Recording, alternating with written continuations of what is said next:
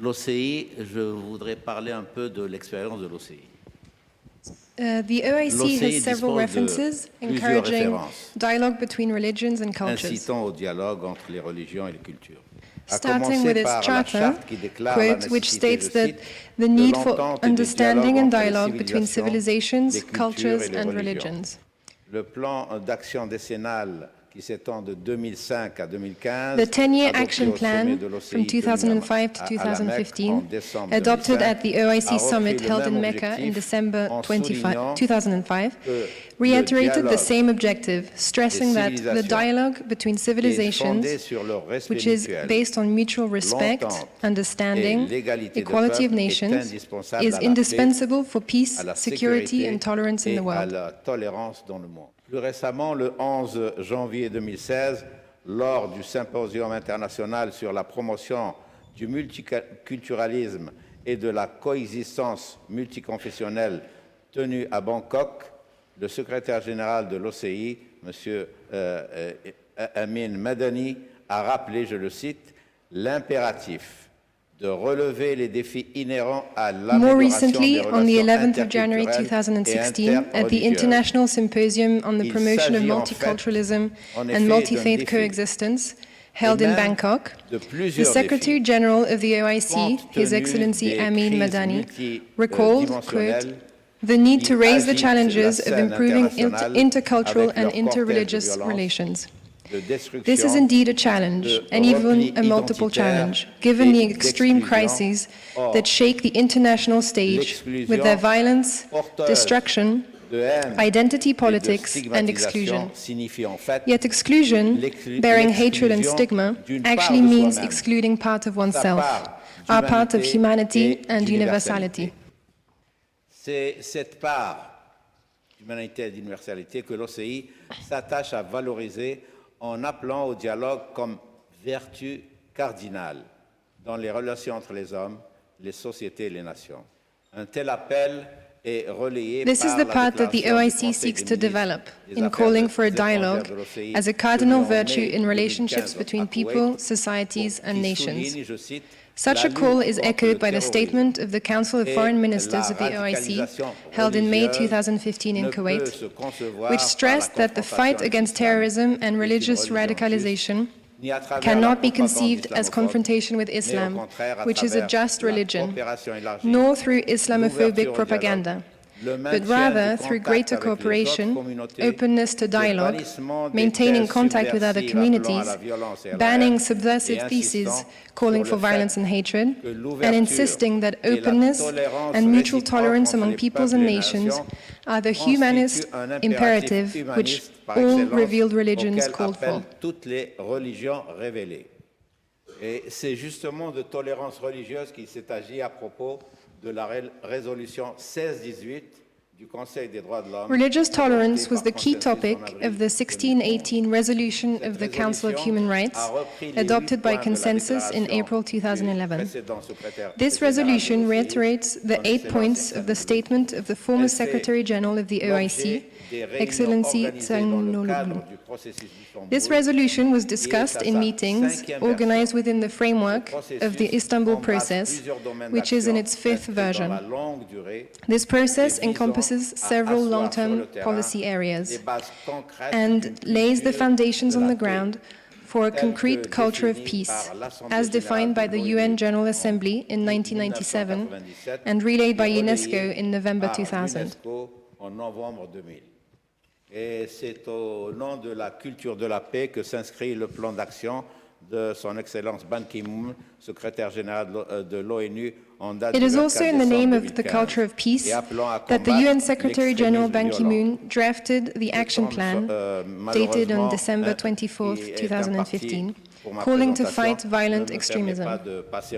Time is short and I won't be able to go through the long list of forms of extremism and the various measures recommended in this fight, nor to recall in detail the code of conduct adopted on the same subject at the 7th Islamic Summit held in Casablanca in December 1994, nor the convention adopted by the Council of the OIC Ministers in July 1999. Confining myself to the essentials, I will discuss two areas that seem to me noteworthy in this context. Il s'agit en tout premier lieu de l'école. The first concerns schools, which have a mission to form youth who will shape the future. The training of this social category must prepare the citizens of tomorrow to follow three principles of social action. The first one is the principle of identity, which allows to define oneself. The second is the principle of otherness, which defines the other as in relation to oneself, in the sense of acceptance, dialogue, and tolerance. And the third, the principle of totality, which can be within the sphere of belief and transcendence. Ces trois principes doivent contribuer à développer l'aptitude au dialogue et à la tolérance, ainsi que l'intégration. These three principles should help to develop the capacity for dialogue and tolerance, as well as the integration of human rights. It is the school's mission to inculcate these principles as part of its duty to transmit knowledge and combat ignorance. C'est en effet l'ignorance qui est à la base des préjugés. It is indeed ignorance that is the basis for prejudice and rejection of others. It can be experienced, but it can also be strongly advocated, as the examples of the destruction of schools in Nigeria by Boko Haram, or the demolition of archaeological museums in Iraq and Syria by Daesh show. Autant d'actes inspirés par l'obscurantisme et la haine de l'intelligence humaine. Many acts inspired by obscurantism and hatred of human intelligence, which is held with suspicion, as likely to be a stop to the death drive that inspires such acts of violence and puts an end to dialogue, even the dialogue with oneself. La culture de la paix que doit inculquer l'école. The culture of peace that schools must inculcate contributes to the moral and intellectual defense against such abuses. As is rightly pointed out by the UNESCO Charter, quote, "War begins in the minds of men, and it is in the minds of men that we must build the defenses that will ensure peace." Le programme d'action décennale de l'OCI incite dans ce sens. The 10-year action plan program of the OIC urges, in this sense, the states members to cooperate to develop school curricula and balanced programs to promote the values of tolerance, human rights, openness, understanding among religions and civilizations, rejection of fanatism and extremism, and pride in the Islamic identity.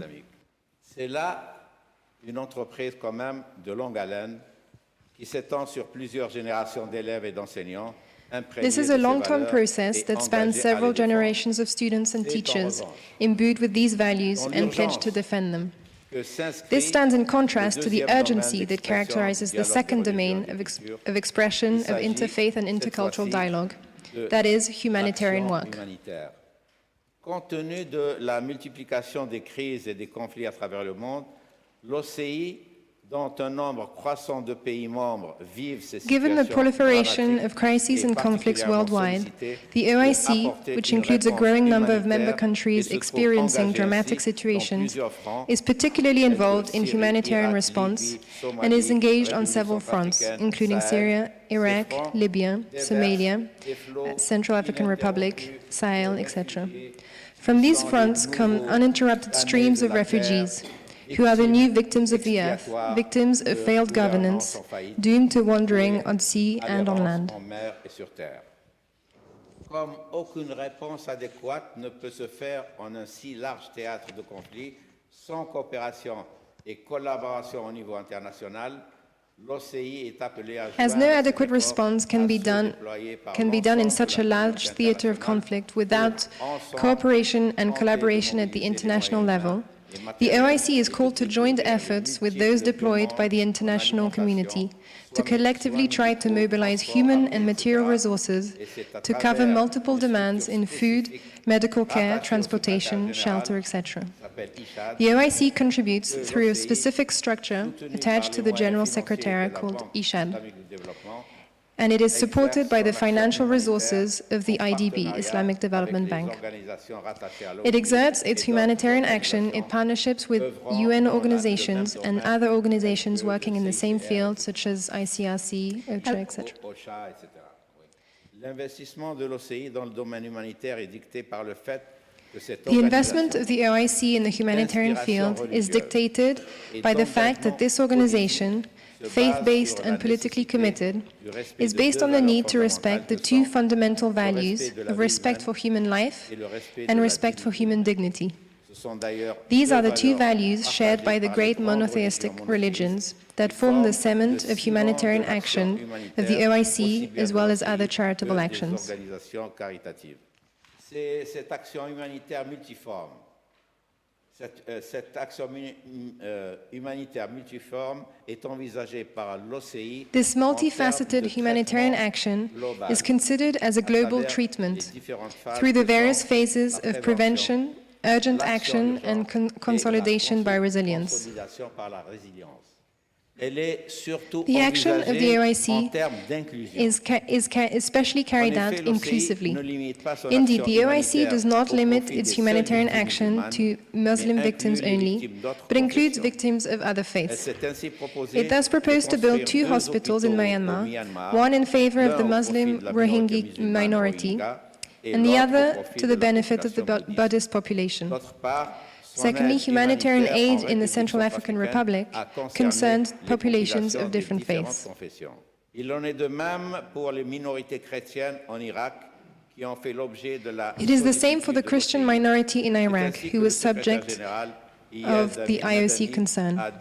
Thus, the Secretary General, Ayad Amin Madani, condemned in July 2014 in a press release, quote, the terrorist practices and threats uttered by Daesh against innocent Christian citizens in Mosul and Nineveh, who are ordered to leave their homes for the purpose of destroying the social fabric of the Iraqi people. Il ne s'est pas contenté d'une telle déclaration, mais il a tenu à se déplacer personnellement en Irak. He did not stop to making a statement, but he wanted to travel personally to Iraq. He met the president of the Iraqi Kurdistan region, His Excellency Masoud Barzani, and expressed on this occasion the OIC's readiness to provide assistance in this area and to enable victims of the various components of the Iraqi people, including the Yazidis, Kurds, Christians, Turkmen, Sunni and Shiite Arabs, to cope with their distress. Le secrétaire général a également rencontré le représentant des Yazidis au Parlement du Kurdistan irakien. The Secretary General also met with the representative of the Yazidis in the Parliament of Kurdistan. He expressed the active solidarity of the OIC with regard to his persecuted community. Mr. Madani, on another hand, visited the Chaldean Patriarch of Babylon, His Eminence Raphael Louis Sacco, to the Patriarch, and reiterated the OIC's condemnation of, quote, any aggression of persecution of Christians, insisting that these are an essential part of Iraq. These different approaches are part of the willingness of the Secretary General of the OIC to defend, quote, Muslim minorities outside the Islamic world and the rights of non-Muslim minorities in the Islamic world. Elle entre également dans le cadre de la concrétisation du dialogue des religions et des cultures en dehors de tout prosélytisme. They also form part of the realization of the dialogue of religions and cultures without any proselytizing. The reference to religion has helped to resolve some conflicts and to provide humanitarian action with that extra soul that makes the various actors in the field brothers in humanity. Je profite de la présence de Monseigneur Tomasi pour dire que nous avons travaillé ensemble dans ces différents domaines et que nous avons participé à la préparation de la rencontre entre l'ancien secrétaire général de l'OCI et sa sainteté le pape François. Je vous remercie.